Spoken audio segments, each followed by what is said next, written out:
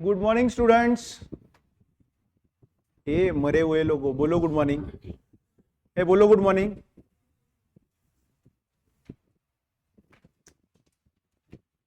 Life में problem तो है ही ना, ये बंद है ये चालू है।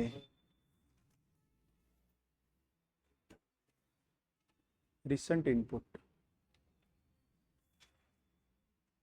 LG channel.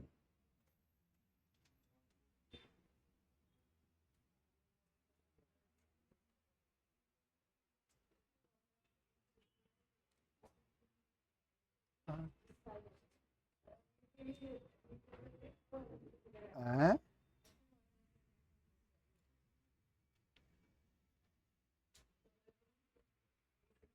इधर से कोई गिरा है क्या अभी तक?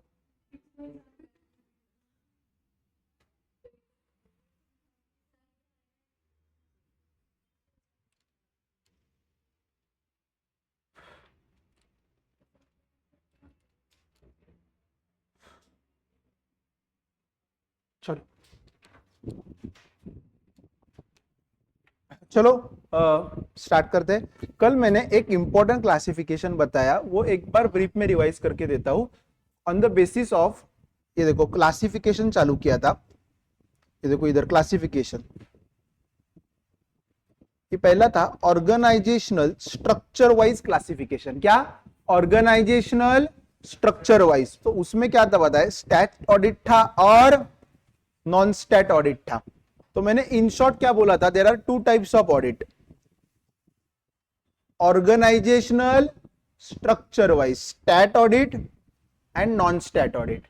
कभी कभी स्टैट यानी क्या, रेगुलेशन, लॉ बोल रहा है आपको ऑडिट करना है, भाई ने बोला ऑडिट करने का तो करने का, समझा? जैसे कंपनीज एक्ट बोलता है क्या, टर्नओवर इतना क्रॉस हुआ तो ऑडिट करो, audit for all the companies it is mandatory. LLP act पढ़ा है कभी बचपन में? तो एलएलपी को भी कंपलसरी ऑडिट सीए से करना पड़ता है, बट कोऑपरेटिव सोसाइटी पता है करना ही पड़ता है, ट्रस्ट को भी ऑडिट करना ही पड़ता है, क्योंकि वो रिस्पेक्टिव एक्ट में ही लिखा है कि ऑडिट करना ही पड़ेगा। पक्का? पक्का या नहीं पक्का? ठीक है। और कभी कभी इनकम टैक्स एक्ट पता है आपको, थोड़ा थोड़ा उसमें टर्नओवर का लिमिट दिया है, इसके ऊपर टर्नओवर गया तो ऑडिट करना ही पड़ेगा। आपने 6% या 8% से प्रॉफिट कम दिखाया तो भी ऑडिट मैंडेटरी हो जाता है। पता है ऐसा कुछ था बचपन में, बचपन का प्यार पता है तुम्हें? याद है बचपन का प्यार 8 स्टैंडर्ड का? वैसे ही सीए इंटर ग्रुप 1 का प्यार, क्या 6% या 8%? तो अभी क्या बोल रहा है, अभी इनकम टैक्स मैंडेटरी कर रहा है ऑडिट। तो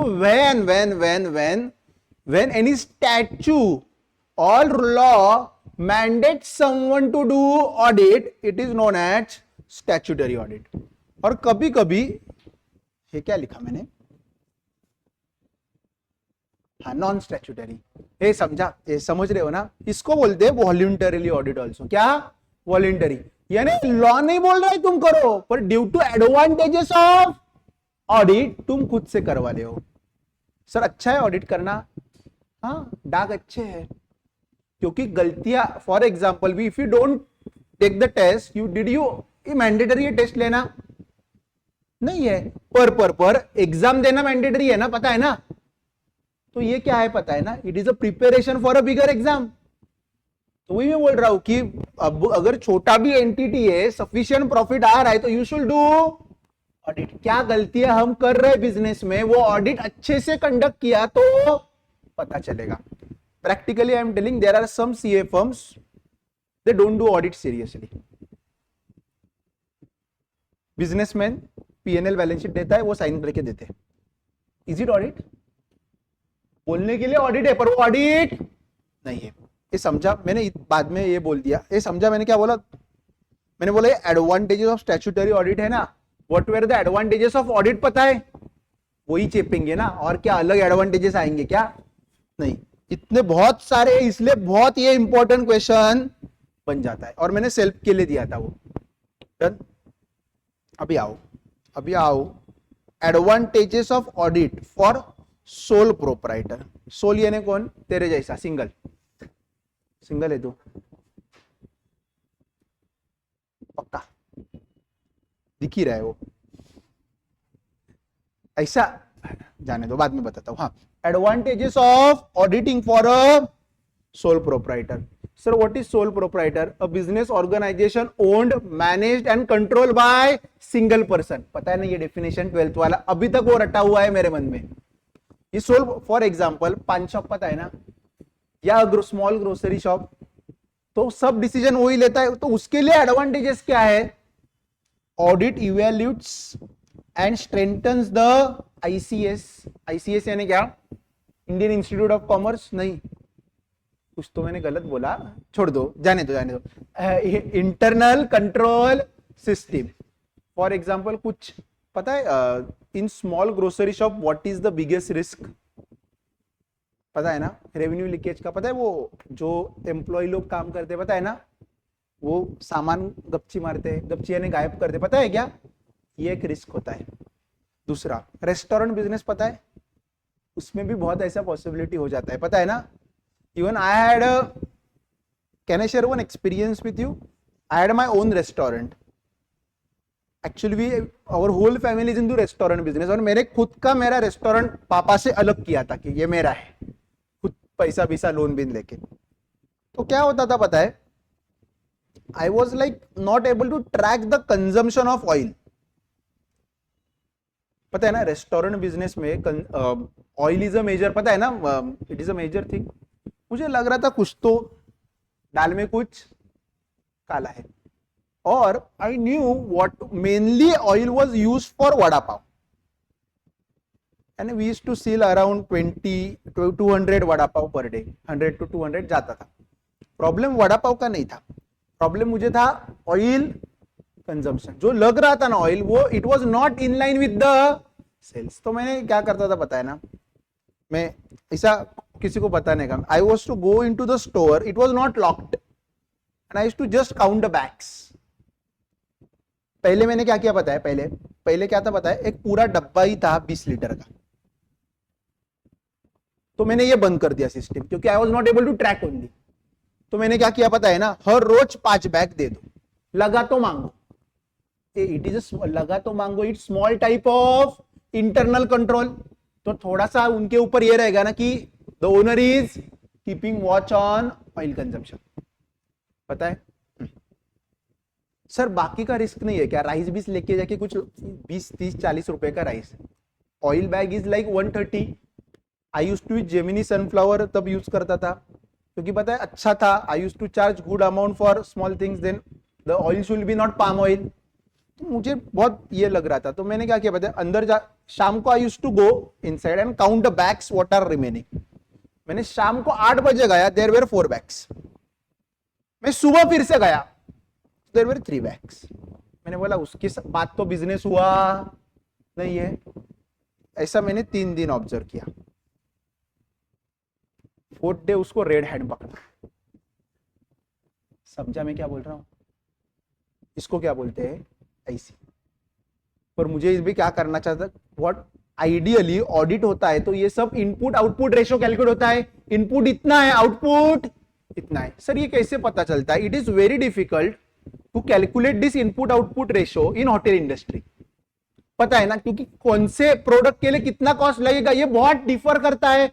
फॉर एग्जाम्पल पाव भाजी margin is different, but generally तुम्हें बताओ होटल बिजनेस में मार्जिन कितना होता है? नॉर्मल होटल, नॉर्मल 50%, फॉर 50% ऐसा बोल सकते नहीं, फॉर एग्जाम्पल 100%। सर 100% मार्जिन यानी 0 पे पड़ता है क्या? नहीं। For example my cost is 50, then I sell it for 100। समझा? इतना करना ही पड़ता है। सर तो 50 रुपया कमाते हैं क्या? Yes, but this is contribution. Fixed cost तो रिकवर करना पड़ता है, छोड़ दो। तो क्या होता है उससे, मैंने क्या बोला पहले, इवैल्यूट एंड स्ट्रेंथन हो जाता है, क्या पता है ना, इंटरनल कंट्रोल सिस्टम। दूसरा, reliability and authenticity of FS बढ़ जाता है। अगर मैं अनऑडिटेड फाइनेंशियल्स लेके गया बैंक में, तो मुझे बैंक लोन देगा? दे भी सकता है पर छोटा अमाउंट दे सकता है, देता है, पर मुझे बड़ा लोन चाहिए तो वो ऑडिटेड मांगेगा। Audit facilitate timely financial finalisation of accounts and tax assessment. तो किधर गई हाँ। इससे क्या होता है, नहीं तो हम क्या करते हैं, बुक्स फाइनली नहीं करते, ऑडिट होने वाला है तो हमारे पास एक मॉरल प्रेशर होता है कि बुक्स क्लोज करने पड़ेंगे और टैक्स कैलकुलेशन भी अच्छे से टाइम में फाइनलाइज होता है। सर क्यों आपको पीजीबी पता है, पीजीबीपी पता है, पीजीबीपी उसका स्टार्टिंग पॉइंट क्या होता है, इतना तो पता है ना, profit as per audited books, then something is added, something is reduced. तो स्टार्टिंग पॉइंट क्या है, ऑडिटेड बुक्स। तो एक बार हमारा ऑडिट हो गया तो टैक्स का असेसमेंट आसान हो जाता है। नेक्स्ट, ये फिर से मैं बोलूंगा नहीं, moral check on employees. Employees को डर लगता है, डर अच्छा है। ऑडिट हेल्प्स ऑब्टेनिंग फाइनेंस मिल जाता है। दूसरा, audit assist in settlement of trade dispute, labour dispute and insurance claim. समझा, एक इंश्योरेंस क्लेम बताता हूं, अगर कुछ जल गया तो आपने फायर इंश्योरेंस क्लेम है ना ग्रुप 1 में, वो बनाते हो ना, memorandum, trading account, GP sale लेते हो, पता है ना, बाद में वो एवरेज क्लॉज लगाते हो, पता है ना। हाँ, लॉस ऑफ प्रॉफिट भी है आपके सिलेबस में, लॉस ऑफ स्टॉक और लॉस ऑफ प्रॉफिट। मजा किस में आता है, लॉस ऑफ प्रॉफिट में। चलो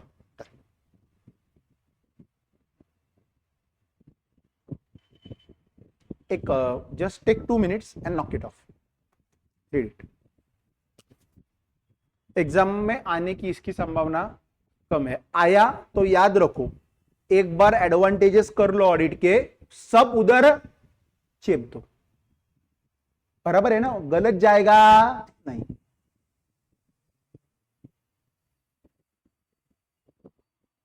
क्या करो पता है, ठीक है, ये पार्टनरशिप फर्म का मैं डिस्कस करता हूं अलग से। मुझे बोलो, पार्टनरशिप फर्म है तो ऑडिट मैंडेटरी है क्या? नहीं, पार्टनरशिप एक्ट कभी भी ऑडिट मैंडेटरी नहीं बोलता, पर कभी उसको ऑडिट का एप्लीबिलिटी कब आ जाता है, मुझे बोलो, इनकम टैक्स एक्ट बोलता है या पार्टनर्स म्यूचुअली डिसाइड करते कि ऑडिट करना पड़ेगा। क्यों बोलते हैं? कुल डिस्प्यूट आया तो, कोई एडमिशन करना है तो, रिटायरमेंट करना है तो, गुडविल वैल्यूएशन करना है तो, profit till date of retirement calculate करना है तो बुक्स ऑडिटेड हुए तो क्या होगा। और दूसरा, एक स्लिपिंग है, एक जगा हुआ पार्टनर है, क्या एक स्लिपिंग है, एक जगह, तो स्लिपिंग को कैसा पता चलेगा, जगे हुए पार्टनर अच्छा काम कर रहे हैं, जगे हुए यानी क्या, वर्किंग, हाँ वर्किंग पार्टनर अच्छे से काम कर रहे हैं, तो वो same points are there in module, कुछ अलग नहीं है ना, मॉड्यूल कुठे तुझं, मला विसरलीस तू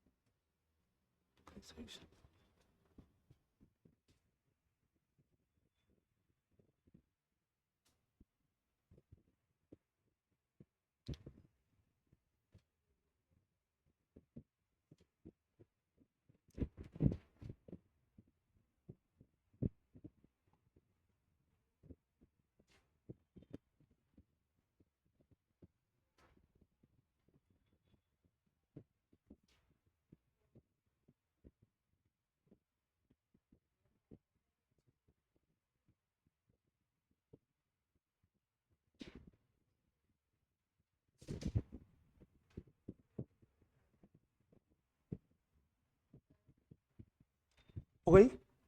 चलो किधर जाते हैं, advantages of partnership firm and other helps to, ये मैंने ऑलरेडी डिस्कस किया है, पटापट करते चलेगा ना। चल, you are okay with my speed of audit ना, स्लो जाऊं थोड़ा, नहीं तो तुम सो जाओगे, हाँ ठीक है। Helps in the settlement of accounts among partner, book settle कर पाएंगे, protect the interest of minor can be admitted in the partnership firm for the benefit, हाँ ये पता है। Sleeping partner not involve in daily operations, settlement of goodwill during admission date retirement, partnership firm to obtain loan. Due to this advantage, even entities not legally required to undergo audit get their books audited. ये differentiate है. कितने points है? 7 point है. ये question बनता है, आ ही सकता है क्या? अभी आया होगा तो अभी नहीं आएगा. Always remember in what I have observed is the question which has already come is least important. वो बेसिक प्रिंसिपल्स वाला भी बहुत बार हुआ है, बट आई एम सेइंग कि कब आएगा पता है? लास्ट अटेम्प्ट के क्वेश्चन तो छोड़ ही दो. तो एक बार what was my technique in professional exam, last 2 attempt छोड़ दो, उसके पीछे के देखो. क्योंकि पेपर एनालिसिस में मेरा थोड़ा पीएचडी है, क्योंकि I am into that exclusively, I am working for that paper analysis. कि मैंने पेपर बहुत, क्योंकि सीखा ने, मैंने बोला अगर पेपर क्रैक करना है तो वो ज्यादा इंपॉर्टेंट है. एक मिनट.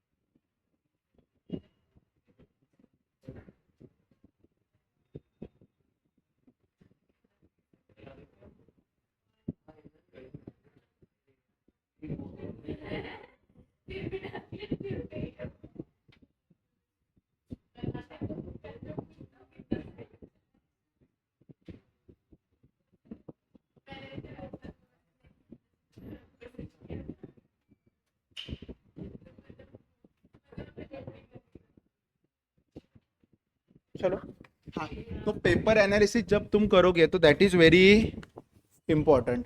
और अभी तक मैंने इसका एनालिसिस यही किया है आपके ऑडिट का. Audit is one of the most scoring subject in all, क्योंकि बहुत कॉम्पैक्ट सिलेबस है और फुल ऑन मार्क्स आ सकते हैं, क्योंकि केस बेस्ड क्वेश्चन आता नहीं है. पूरा स्ट्रेट क्वेश्चन, स्ट्रेट आंसर. इसलिए मैंने बोला कि पक्का पूरा बैच अटेंड करने के बाद 70+ आ जाएंगे. आ ही जाएंगे, नहीं आया तो मैं घर जाऊंगा. अगर इस सब्जेक्ट में अगर 70+ में पढ़ाने के बाद नहीं आ रहे ना, तो मैं घर जाऊंगा. हाँ, उसमें क्या ही है, या तो तुम घर जाओ या तो मैं घर जाऊंगा, दोनों में से एक तो पक्का घर जाएगा. हाँ, ये कॉन्फिडेंस आना ही चाहिए और सिखाने वक्त मेरे को होना ही चाहिए कि my students can score. But I am sure, sir, I am telling you very frankly, if I sit for exam, I don't know whether I can score.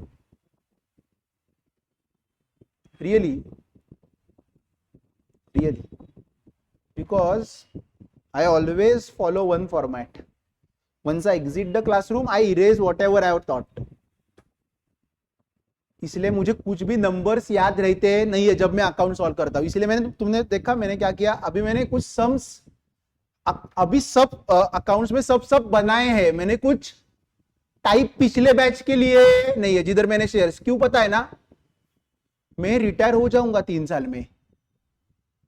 क्यों पता है ना, ये नंबर्स एक बार याद हो गए ना तो कुछ नया बचता ही नहीं है. Then the process becomes mechanical. पता है ना, फॉर एग्जाम्पल आप कपिल सर देखोगे ही, उनको क्वेश्चन से पहले उनको कैलकुलेटर कुछ नहीं लगता. मेजॉरिटी थिंग्स तो उनको याद होती है, यानी ही इज लाइक शार्प. ये ऐसा, नेक्स्ट स्टेप ऐसा, ये आंसर खत्म. ये मेरा ऐसा होने लगा था. मैंने बोला अगर ये और 1-2 बैच चला तो मैं पैशन खत्म हो जाता है बाद में, क्योंकि इट बिकम्स मैकेनिकल. जाने दो. ये क्वेश्चन बहुत बहुत बहुत इंपॉर्टेंट है. Stat audit and non stat audit. मुझे बोलो, stat audit is compulsory, non stat audit is voluntary. Scope. The relevant statute और law determines the scope.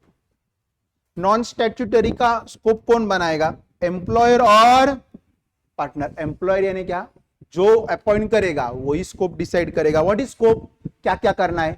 Companies act का स्कोप किधर बताया है? ऑडिटर चैप्टर में, पता है ना. Qualification, the academic and professional qualification is prescribe. हाँ पता है कंपनीज एक्ट में कौन ऑडिट कर सकता है, मुझे बोलो। CA plus certificate of practice होना चाहिए, पता है ना, CA plus COP. Next, the auditor need not possess any academic और प्रोफेशनल क्वालिफिकेशन। यानी क्या, नॉन स्टेट ऑडिट अगर हम खुद से कर रहे हैं तो कल फॉर एग्जांपल मुझे लगा कि नॉन स्टेट, लॉ ने बोला ही नहीं हम खुद से कर सकते हैं, तो सीए जरूरी है क्या, दूसरा कोई भी कर सकता है, पर वो साइन कर सकता है क्या, वो साइन करके बैंक में कोई कोई भाव देगा क्या उसको, नहीं।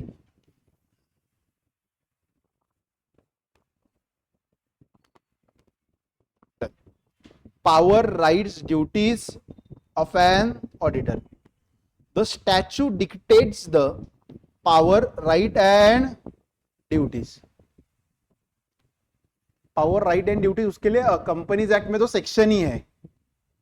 The agreement between the auditor and auditee, क्या, ऑडिटर एंड ऑडिटी, समझा ना ये वर्ड, वो डिसाइड करता है कि क्या टर्म्स होंगे।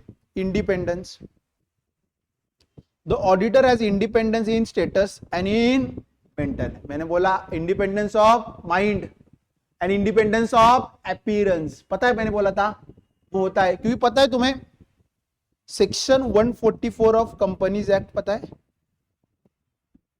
उसमें सर्विसेज दिए जो सीए नहीं दे सकता, या ये सर्विसेज दिए तो वो ऑडिटर बंद, internal audit service, book keeping, internal financial control services, actuarial services, पता है वो लिस्ट है सेक्शन 144 की। वो बोलता है अगर 144 की सर्विस देगा तो वो ऑडिटर नहीं बन सकता, डिस्क्वालिफिकेशन। या पता है ना उधर डिस्क्वालिफिकेशन और भी है, पता है, रिलेटिव नहीं हो सकता, शेयर होल्डिंग नहीं हो सकता, पता है बहुत सारे है डिस्क्वालिफिकेशन। तो what are this disqualification, this disqualification protects the independence of the auditor. Next, the auditor does not enjoy such independence, ठीक है। अगर कुछ गलती हुआ तो क्या हो जाएगा, पहले तो is liable for negligence for misfeasance under relevant statute, यानी क्या, इतना इतना इंग्लिश मत फाड़ो, हाँ, is liable for the negligence under respective law, the auditor is liable for common law. For example कुछ अच्छे से काम नहीं किया, ऑडिट नहीं किया, तो उसको क्या कॉन्ट्रैक्ट एक्ट में शू करना पड़ेगा यार, ये बराबर है ना, contract act, sir contract act will govern, yes, आप हमारा दोनों का कॉन्ट्रैक्ट हुआ था, तुम ये करके देगा, you have did breach of contract, done. Publication of audit report, a stat audit का पब्लिश होता है, पता है ना, इसका होता है क्या, नहीं, किसको दिया जाता है, ओनर्स को, समझा, पक्का समझा, ये कर लो ये।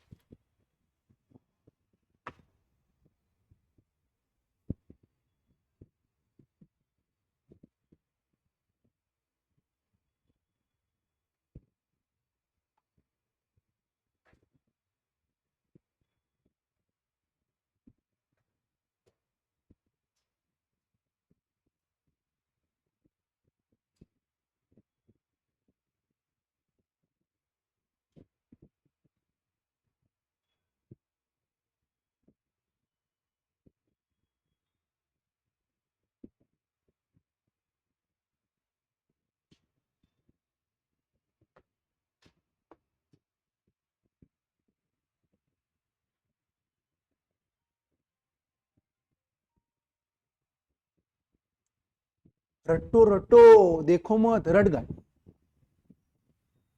बेसिस भी पाठ करो, हाँ हो गया।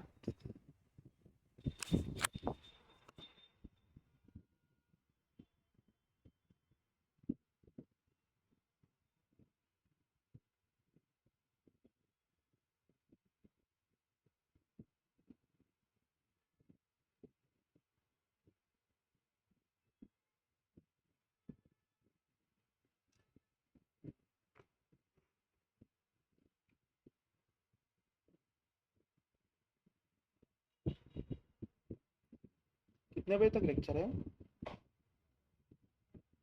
11 बजे तक है।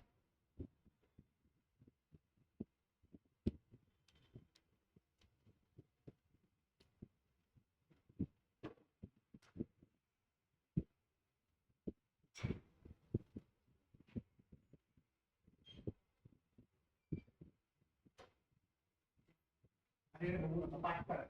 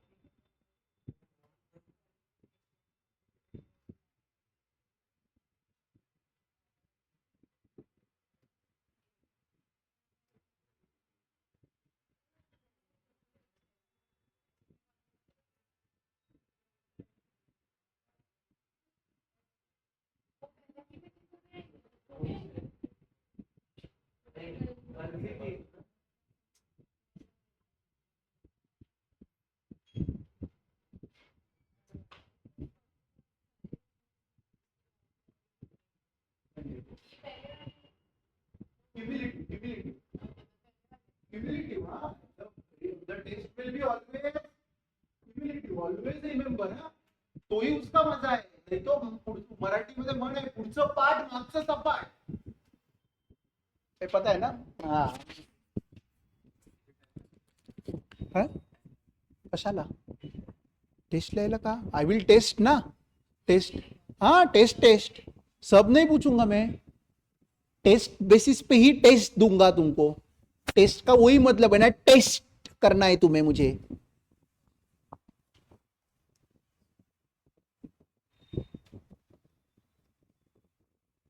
डन.